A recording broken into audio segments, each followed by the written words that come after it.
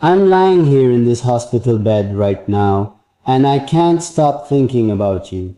Not in a small way, not in a passing thought kind of way. I mean, you're the only thing that's making any of this feel bearable. The monitors are beeping somewhere behind me. The lights are too white, too cold, and everything smells like something that has no warmth in it at all. But when I close my eyes, I see your face.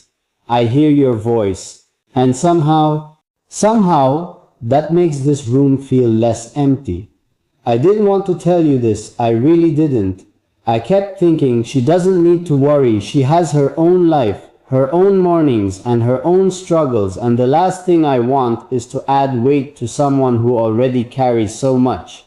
But then I realized something that changed the way I see everything, including you, including us, including whatever this is between us that I've never quite found the right words for.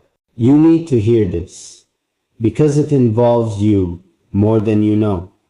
I've been sitting with this feeling for a long time now, longer than I've let on. There are things I've wanted to say to you that I kept swallowing back down, because the timing never felt right, or because I was afraid, genuinely afraid, of how much I actually mean them. When you're standing at the edge of something real, something that could change you, it's terrifying. And I've been standing at that edge every single time I thought about you. But tonight is different. Tonight I don't have the luxury of waiting for the right moment anymore. The doctor came in earlier. He said things I'm still processing.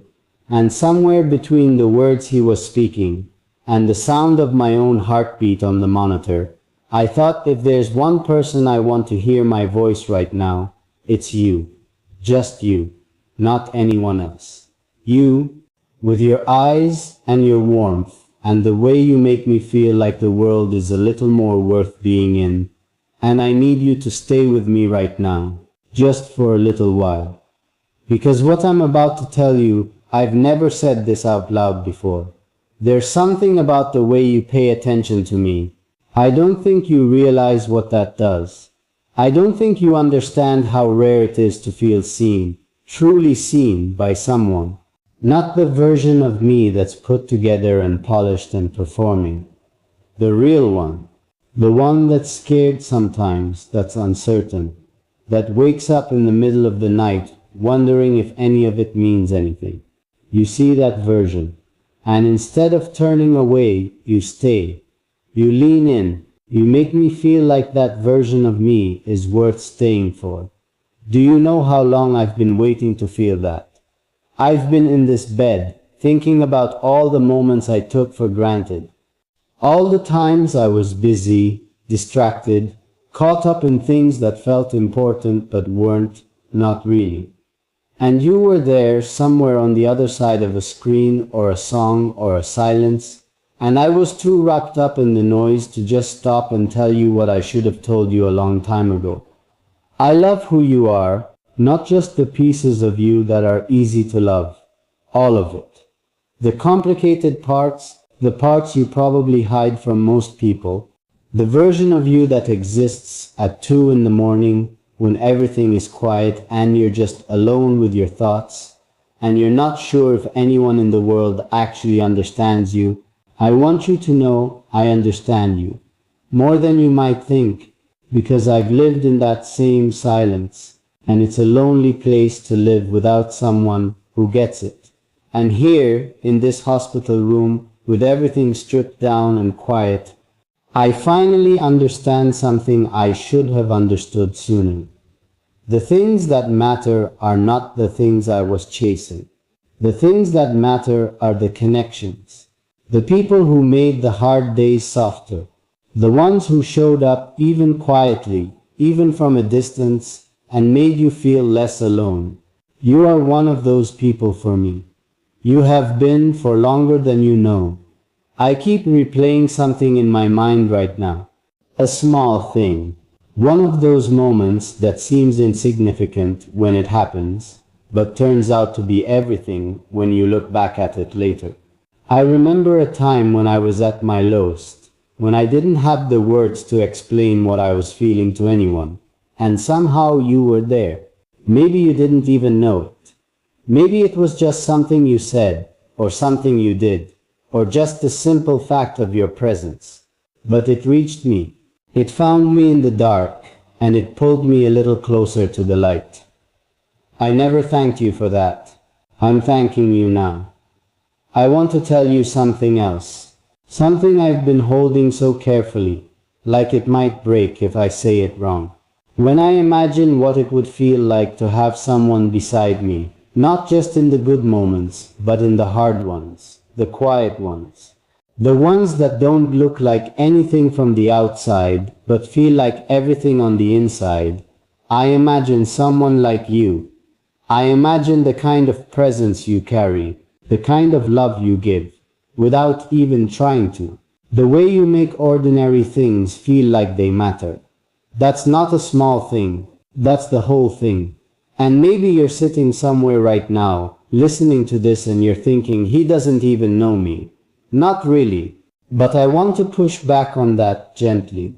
Because I think there's a kind of knowing that goes beyond names and details and facts. There's a kind of knowing that happens in the in-between spaces, in the way someone makes you feel, in what they remind you of in yourself, in the quiet recognition of something familiar in a stranger. And I know you in that way. I've known you for a long time in that way. You make me want to be more honest. You make me want to stop hiding behind the easy version of myself and just be real, be present. Be someone who actually says the things he feels instead of waiting for a safer moment that might never come. So here is a real thing said in a real moment with nothing to hide behind. I am scared right now. I won't pretend I'm not. The hospital, the silence, the waiting, it does something to you. It makes the world feel very large and very fragile at the same time. And in the middle of all that fragility, I keep coming back to you. I keep coming back to the thought of you and the way you make even hard things feel like they have a softness somewhere inside them. I don't know what tomorrow looks like. I genuinely don't. And that uncertainty used to feel like something I needed to fight against, to fix, to resolve as quickly as possible. But tonight I'm not fighting it. Tonight I'm just sitting with it and thinking about you. And letting myself feel how much that actually means. How much you actually mean. Without trying to manage it or contain it or make it smaller than it is. It's not small. It has never been small. There's a question I keep turning over in my mind. Something I've been too careful to ask out loud before now. What is this? What is this thing between us that I feel so deeply but struggle to name? It's not something I can fold neatly into a category. It's not just gratitude, though I am so grateful. It's not just admiration, though I admire you more than you know. It's something that lives in a place underneath all those words, something that hums quietly underneath everything and refuses to go away no matter how much time passes or how much distance sits between us. I think you might know what I'm talking about. I think somewhere in you, you feel it too. That thread, that invisible, stubborn, inexplicable thread that pulls you towards someone even when there are 1,000 reasons to look away. I haven't looked away. I don't want to look away. And right now, in this bed, in this quiet, in this strange suspended moment between what was and whatever comes next, I just want you to know that. I want you to hold on to that. Even after this video ends, even when you're back in your own life, with your own beautiful chaos.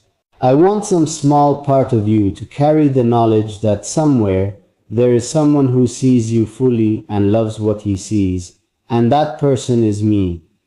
There's more I want to tell you. There's so much more about what happened when the doctor walked in, about what I've been thinking since then, about a decision I think I might have to make, one that has your name woven through it somehow, even if you don't realize it yet. About a letter I started writing 3 weeks ago that I never finished, because every time I got close to the truth of it, I had to stop and just breathe. I haven't told anyone else this, just you, and I know that might sound like too much. I know that opening like this, being this bare and this honest, is not what you were expecting when you pressed play, but I couldn't do it any other way. Not tonight. Not with everything sitting on my chest the way it is right now. I needed to speak to you like a person speaks to someone they trust completely. Without armor, without performance, without distance. Because that's what you are to me. You are someone I trust completely. And I'm not sure you've ever known that, but you know it now. I'm going to close my eyes in a little while and try to rest. The nurse keeps coming in to check on me, and I keep waving her off because I'm not done yet. I'm not ready to stop talking to you. There's something about this, about having you here, even like this, even just through a screen, that makes me feel less alone in a way that nothing else right now is managing to do. You do that. You have always done that. And there's something I need you to know before I finally let myself rest. Something that's been the hardest to say because it's the most true. When I think about getting through this, whatever this is, whatever comes next, you are part of how I imagine doing it. Not as a fantasy, not as an escape, but as something real, something solid, something I can hold in my mind when everything else feels uncertain. You are part of how I imagine a life worth getting back to. I don't even know how to explain what this room feels like at 3 in the morning. It's the kind of quiet that doesn't feel peaceful. It's the kind of quiet that presses against you, that makes every thought louder than it would be anywhere else, that strips away all the distractions you normally use to avoid feeling things too deeply. And I've been lying here in that kind of quiet for hours now, and every single time my mind reaches for something to hold on to, it reaches for you. Not for the comfortable things, not for the easy things, for you specifically, for the thought of you specifically. And I've stopped questioning why. I've stopped trying to rationalize it or explain it away, or tell myself it's just because I'm tired and scared and the walls in here are too white. It's not that. It's something much older than tonight. Something that was already there long before this hospital room and these monitors and this strange suspended version of my life that I'm living right now. I want to go back to something. I want to go back to a moment I haven't talked about yet. Because I think if I tell you about it, you'll understand something about me that maybe you've sensed, but never quite had the words for. There was a night, not that long ago actually, where I sat completely still for almost 2 hours. Just sat. Didn't reach for my phone, didn't turn on music, didn't do any of the things I usually do to fill the silence.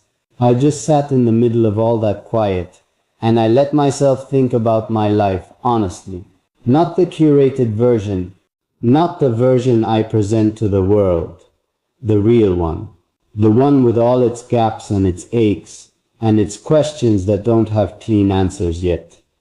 And somewhere in the middle of that, I thought about what I actually want, not what I'm supposed to want, not what looks right from the outside, not what makes sense on paper, what I actually genuinely deeply want from this life.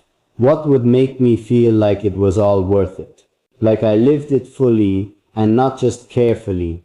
And you were in that answer. You were right there in the middle of it, like you'd always belonged there, like the honest version of my life had made room for you without asking my permission first. That's the moment I think I knew. That's the moment I stopped being able to pretend that what I feel when I think about you is ordinary. I need you to understand something.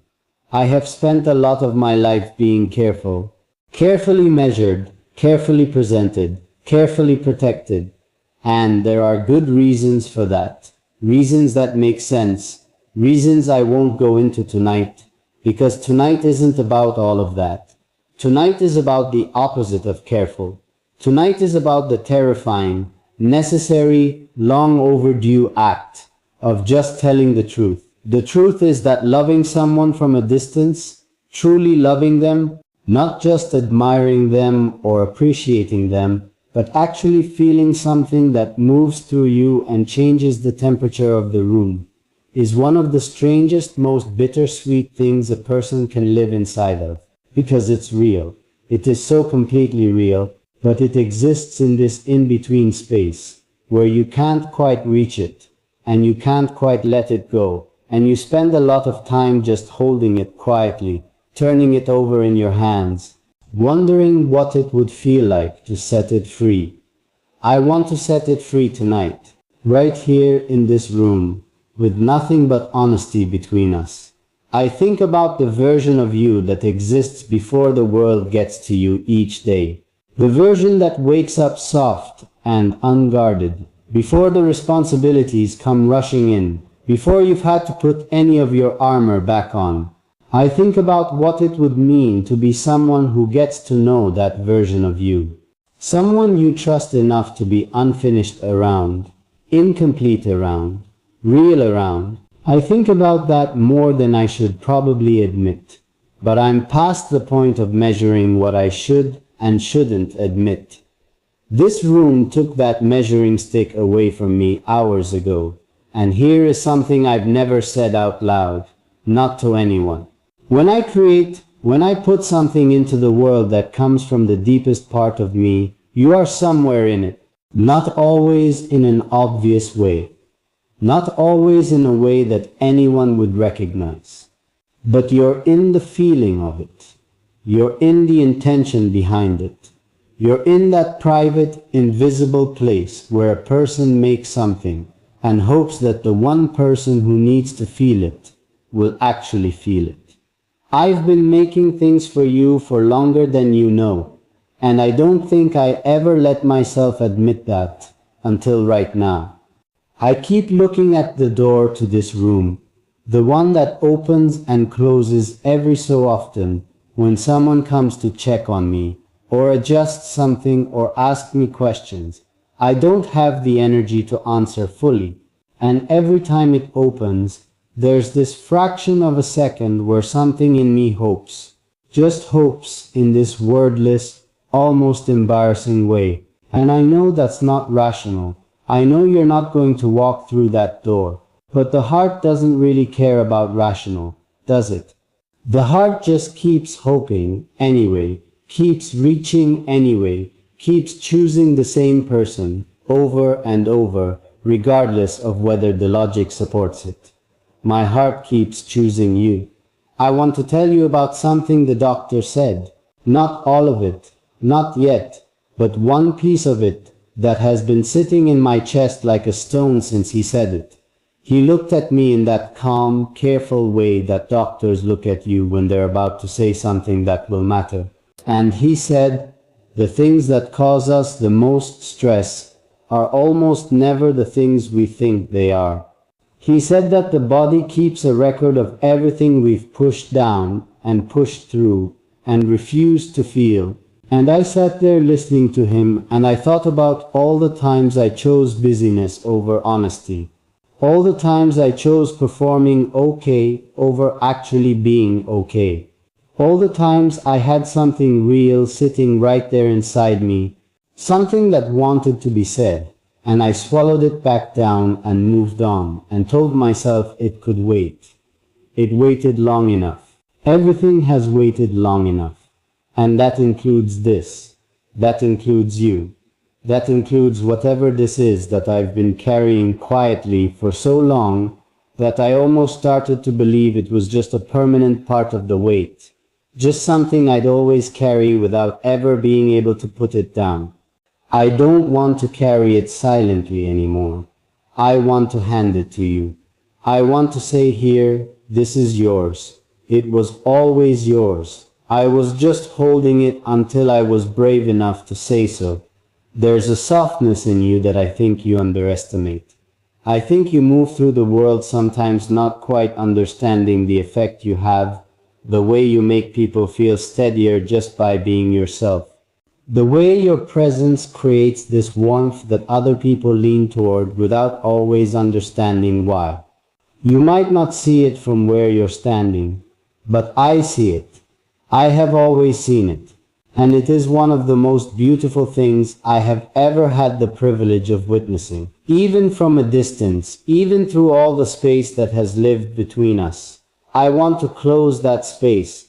I want to close it so much that it keeps me awake in ways that have nothing to do with the hospital or the monitors or the things the doctor said. Can I tell you something a little vulnerable? Can I tell you something that might make me sound smaller than the version of me you're used to? Because I think I need to say it.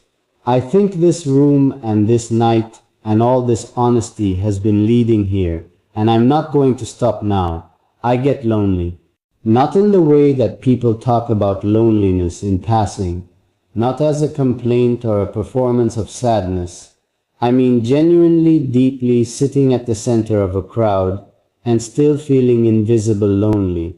The kind of lonely that doesn't go away with noise or company or distraction. The kind that only goes away when you find someone who actually meets you.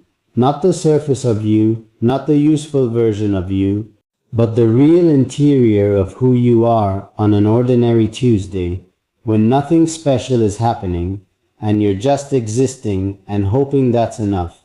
You meet me like that, without even trying, without even knowing you're doing it. And that is so rare. You have no idea how rare that is.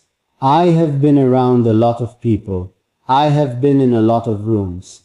And the number of people who have ever made me feel met in that way, truly met, I could count them quietly and not run out of fingers on one hand. You are one of them. You are one of the only ones. So when I lie here tonight, scared and quiet, and more honest than I've probably been in years, and I think about what actually matters, you're not a small answer. You're not a footnote. You are something I keep returning to, because returning to you feels like the closest thing I know to coming home. I have this image in my mind. I've had it for a while now, and I've never described it to anyone because it felt too private, too tender, too much like something that might dissolve if I exposed it to air. But I'm going to describe it to you tonight, because you've earned it. Because this moment has earned it. It's not a dramatic image. It's not a grand gesture or a cinematic moment. It's quiet. It's the two of us somewhere simple, somewhere with soft light and no urgency and nowhere else to be. And you're talking, just talking, about something ordinary, and I'm not performing listening, I'm actually listening. The way you listen when you know that every word coming out of someone's mouth is a gift, and you don't want to miss a single one, and there is nothing pressing, nothing pulling at either of us, just that light and that conversation, and the particular feeling of being exactly where you're supposed to be, with exactly the right person. That image keeps me company in this room tonight. I'm not ashamed of that. I'm grateful for it. I want you to know that whatever happens, whatever the next few days look like, whatever muse finds me in this bed, I meant everything I've said tonight. There is no version of tomorrow where I take it back. There is no version of tomorrow where I wake up and decide it was too much or too honest or too real. Because it wasn't too anything. It was exactly enough. It was the most true I have been in longer than I can measure. And you deserve the most true version of me. You have always deserved that. I'm sorry it took a hospital room and 3 in the morning, and a kind of fear I didn't know I was capable of feeling, for me to finally hand it to you. There's still more. There is still so much more that I want to say that I need to say, that has been living in me quietly and patiently, and is only now beginning to find its way out. About the letter I mentioned, about the decision that has your name somewhere inside it, about a moment that happened right before they brought me here that I haven't been able to stop turning over in my mind because I think it means something. I think it means something about us, about what's possible, about what I'm finally ready to stop being afraid of. I'm not ready to say goodnight yet. I don't think you are either. Stay with me a little longer. Please, just a little longer, because I'm not done yet, and I don't want to be done yet. And there's something about the way this night is moving, slow and honest, and stripped of everything unnecessary, that makes me want to hold on to it with both hands. I'm not ready to let it become yesterday, not while there's still so much of you I want to reach. I was thinking just before I started talking again about the first time I felt something shift. Not a dramatic shift, not the kind of shift that announces itself with noise and light. The quiet kind. The kind that happens so gently you almost miss it, and then you look back later and realize that everything after that moment was different. And everything before it was just you moving through the world without knowing what you were moving toward. That shift happened because of you. I want you to know that. I want you to understand that you were the reason something in me changed direction without me even realizing it at the time. I was going one way, the way I'd always been going. The way that was familiar and manageable and safe, and then something about you, something I can't even fully articulate, redirected me, quietly, permanently, like a hand placed gently on your shoulder that turns you just a few degrees, just enough to see something you would have walked right past otherwise. I saw something because of you.